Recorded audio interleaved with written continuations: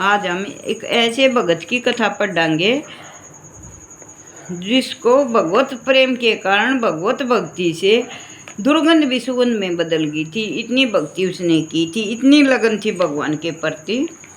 तो सुनियो। जयपुर के अंतर्गत खंडेला नामक एक स्थान था। वहाँ शेखावत सरदार राज्य करता था। पंडित परशुराम जी खंडेला राज्य के कुल पुरोहित थी। करमती बाई इन्हीं भाग्यशाली परशुराम की सद्गुणवती पुत्री थी। पूर्व संस्कारवश बचपन से ही करमती के मन में श्याम सुंदर में लगा रहता था। वह हमेशा भगवत भजन करती रहती थी। निरंतर श्री कृष्ण के नाम का जप किया करती थी। एकांत में श्री कृष्ण का ध्यान करती हुई कहती, हे नाथ, हा नाथ, हा नाथ पुकारा करती थी। ध्यान में उसके नेत्रों में आंसुओं की धारा बहती रहती थी। शरीर पुलकित छा जाता था और प्रेम वश हुआ कभी हंसती, कभी रोती, कभी ऊंची सुरीली आवाज में कीर्तन करने लगती थी। नन्ही सी बालिका का सरल भगवत प्रेम देखकर घर के और आसपास के सभी लोग बड़े प्रसन्न होते थे और उसे देखकर सब आनंद का अनुभव करते थे। समय होते होते करमती की उम्र विवाह के योग्य हो गई।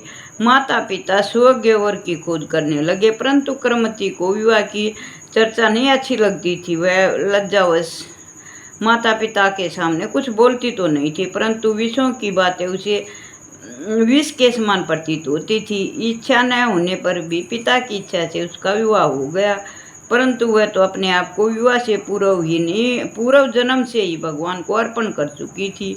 भगवान की वस्तु पर वह दूसरे का अधिकार होना उसे सहन न कर सकती थी। वह तो अपने आप को भगवान को अर्पण कर चुकी थी। वह तो इस संसार से परे दिव्य प्रेम राज्य के अधीश्वर नित्य नवीन चिरकार सौंदर्य राशि श्याम वदन सच्चिदानंद को वर्ण कर चुकी थी। दिन रात उन्हीं का चिंतन किया करती थी। कुछ दिन तो यूं ही बीते, परंतु एक दिन ससुराल वाले उसे लेने आ गए। उसे पता लगा कि जिस घर में उसकी शादी हुई है वहाँ के लोग भगवान को मानते ही नहीं। वह तो वैष्णव और संतों के विरोधी हैं।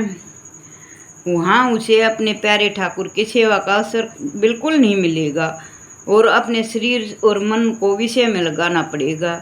यह सब सोच विचार कर वह व्याकुल होकर रोने लगी और मन ही मन भगवान को स्मरण करती हुई रोती हुई कहने लगी।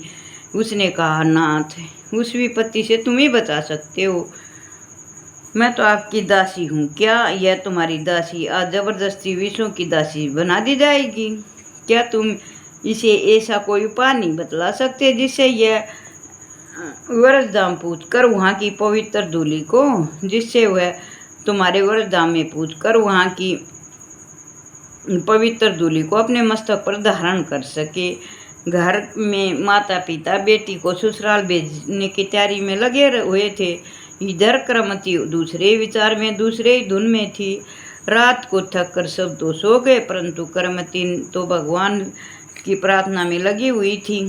अकस्मात उसके मन में एक उपाय सूझा कि जगत की इस विषय वासना से जो मनुष्य को सदा के लिए भगवान से दूर कर देता, विमुख कर देता है, उसके ये करना तो मूर्खता है। अतः कुछ भी हो, विषय को त्याग कर मेरे लिए स्वर्था हितकर नहीं है, ऐसा मन में विचार सोचकर आधी रात के समय अंधकार और सन्नाटे को चीरती हुई करमती निर्भय होकर निर्भय चित्त से अकेले घर से निकल पड़ी।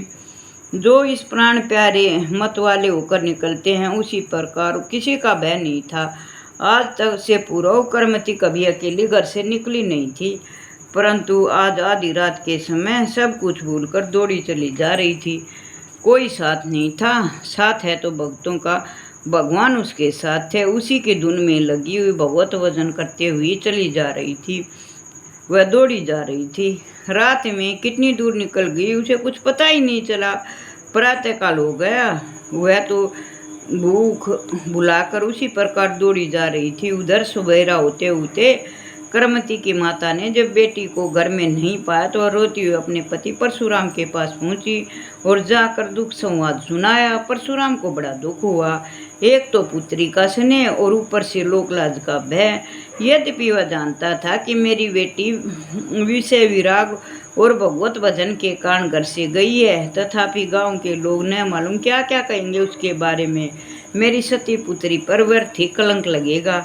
यह विचार कर कर वह बहुत दुखी हुआ, रोने लगा और वह राजा के पास गया। राजा ने पुरोहित के दुख में सहानुभूति प्रकट करते हुए चारों ओर अपने सवार दौड़ाए और 2 घुड़सवार उस रास्ते से गए, 2 उस रास्ते से गए जिस रास्ते से करमती गई थी। दूर से घोड़ों की टाप जब करमती को सुनाई दिया तब उसे होश आया। उसने समझा, हो न हो ये सवार मेरे ही पीछे आ रहे हैं, परंतु वह छिपे तो कहाँ छिपे। वहाँ पर न कोई पेड़ था, न कोई पहाड़ की घाटी थी और छुपने का कोई उपाय नहीं था। वृक्ष का तो नाम निशान भी नहीं था, वह तो रेगिस्तान का खुला मैदान था। अंत में उसे एक बुद्धि सूझी। पास में ही एक मरा हुआ ऊंट पड़ा था। सियार गिद्धों ने उसको पेट को फाड़कर मांस तो निकाल लिया था और पेट की खो बनी हुई थी और करमती बेधड़क उछड़ी दुर्गंध पूर्ण ऊंट के कंकाल में जाकर छिप गई। सवारों ने उस ओर तो ताका भी नहीं, बहुत तीव्र दुर्गंध आ रही थी। मारे दुर्गंध के उनसे वह तो वहाँ ठहर भी न सके। करमती के लिए तो आज दुर्गंध ही सुगंध बन गई थी। उसने दुर्गंध से बचने के लिए दुर्गंध को बहुत तुच्छ समझा। वह पगलनी भगवत बालिका के लिए भगवत कृपा से वह दुर्गंध महान सुगंध के रूप में ही परिणित होगी। जिसकी कृपा से अग्नि शीतल और विष अमृत बन जाया करता है, उसकी कृपा से क्या दुर्गंध सुगंध नहीं बन सकती। कौन जानता था कि वह सुगंध में बदल गई। 3 दिन तक करमती ऊंट के पेट में श्याम के ध्यान में पड़ी रही। चौथे दिन वहाँ से निकली। थोड़ी दूर जाने पर उसे कीर्तन करने वालों का एक मंडली जा रही थी। हरिद्वार के लिए उनमें जा मिली करमती बाई। पहले तो हरिद्वार पहुंची और फिर भगीरथी में स्नान किया और फिर चलते चलते वह सांवरे की लीला वृंदावन में जा पहुंची। उस जमाने में वृंदावन में केवल सच्चे वैरागी वैष्णु साधुओं का केंद्र हुआ करता था। वो सब भगवत प्रेमी थे और वहाँ भगवत प्रेमियों का जब घट लगा रहा करता था। उसी से वह परम पवित्र, इसी भगवतों की दृष्टि से उसकी ओर लगी रहती थी। सब भगवत भजन में लगे रहते थे। वृंदावन पूछकर करमती मानो आनंद के सागर में डूब गई। उसने देखा चारों तरफ भगवत भजन करने वालों का जमघट लगा हुआ था। वह जंगल में ब्रह्म कुंड में रहने लगी। प्रेम सिंधु की मर्यादा टूट जाने से उसका जीवन नित्य अपार प्रेम धारा में बहने लगा। उधर परशुराम को जब कहीं से पता लगा तो वह ढूंढते ढूंढते वृंदावन पहुंच गया। वृंदावन में उसने करमती का जगह जगह पता लगाया। जगत के सामने उसकी भक्ति का स्वांग दिखाने वाला वह कोई नामी ग्रामी भगत तो थी नहीं। वह तो अपने प्रियतम के प्रेम में डूबी अकेली जंगल में पड़ी रहती थी। एक दिन परशुराम ने वृक्ष पर चढ़कर देखा कि ब्रह्म कुंड के पास एक वैराग्नि उसे दिखाई दी। वह तुरंत उतरकर वहां दौड़ा गया। जाकर देखता है कि करमती साधु वेश में ध्यान मगन बैठी हुई है। उसके मुख पर भजन का निर्मल शीतल तेज छिटक रहा है। आंखों में प्रेम के आंसू बह रहे हैं और परशुराम पुत्री की यह दशा देखकर हर्ष और शोक में डूब गया। पुत्री की बाहरी अवस्था पर तो शोक था और उसके भगवत प्रेम में उसे बड़ा हर्ष हो रहा था। वह बड़े आनंद में डूबा जा रहा था। वह अपने को ऐसी भगवती देवी का पिता समझकर अपने आप को धन्य मान रहा था। वह भगवान को बार बार याद कर रहा था। परशुराम को वहाँ बैठे कई घंटे बीत गए। उसे पता ही नहीं चला कि कितना समय हो गया। वह उसकी प्रेम दशा देख देखकर बेसुध सा हुआ जा रहा था, पर करमती नहीं जागी। आखिर परशुराम ने उसे हिलाकर होश कराया। बहुत अन्य विनय करने के बाद उसे घर चलकर भजन करने के लिए कहा। उस पिता ने कहा, बेटी घर चलकर भजन कर लो, यहाँ आप अकेली हो। करमती ने कहा, पिताजी यहाँ आकर कौन वापस गया है। फिर मैं तो इस प्रेम में, भगवान के प्रेम सागर में डूबकर अपने आप को खो चुकी हूँ, जीती हुई मर चुकी हूँ। अब मैं मुर्दा के समान हूँ। अब मैं घर जाकर क्या करूँगी। आप भी घर जाकर माता सहित श्री कृष्ण का भजन करें। उसके समान सुख का त्रिलोक में कहीं भी दूसरा स्थान नहीं है। भगवान के गुण गाते गाते प्रेमवश में करवती कभी मूर्छित हो जाती, कभी भगवत भजन में लग जाती। ब्राह्मण परशुराम ने संसार के जीवन को धिक्कारते हुए उसे जगाया और श्री कृष्ण भजन की प्रतिज्ञा करके प्रेम में रोता हुआ वहाँ से चला गया। बेटी से कहा, बेटी मैं और आपकी माता जी भी भगवत भजन श्री कृष्ण के भजन करेंगे।